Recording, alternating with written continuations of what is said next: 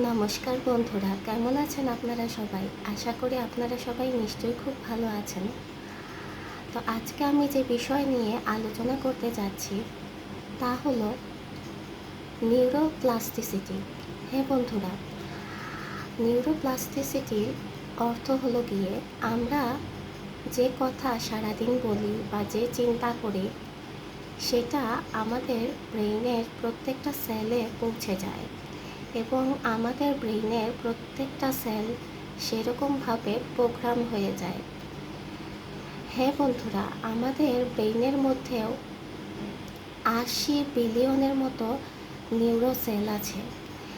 এই সেলে আমরা যে কথা সারাদিন চিন্তা করি, বলি, ভাবি বা যে জিনিস ওয়াচ, রিড, লেসন করছি সেই সমস্ত জিনিস আমাদের সাবকনসিয়াস মাইন্ডের মধ্য দিয়ে আমাদের ব্রেইনের প্রত্যেকটা সেলে চলে যায় এবং সেরকম অনুযায়ী আমরা রিয়্যাক্ট করতে থাকি এবং আমাদের পরিস্থিতি সিচুয়েশনও সেই রকম তৈরি হয়ে যায়। তাই আমাদের অবশ্যই উচিত আমরা কি বলছি, কি দেখছি, কি শুনছি, কি ভাবছি সেগুলো চেক করা। আমাদের অবশ্যই সারাদিন খুব ভালো জিনিস দেখা উচিত, ভালো ইনফরমেশান শোনা উচিত, ভালো কথা বলা উচিত, ভালো মানুষের সাথে চলাফেরা করা উচিত। কারণ আমাদের ব্রেইনের প্রত্যেকটা সেল আমাদেরই মাধ্যম দিয়ে, ভাবনা চিন্তা দিয়ে, কথা দিয়ে প্রোগ্রাম হচ্ছে।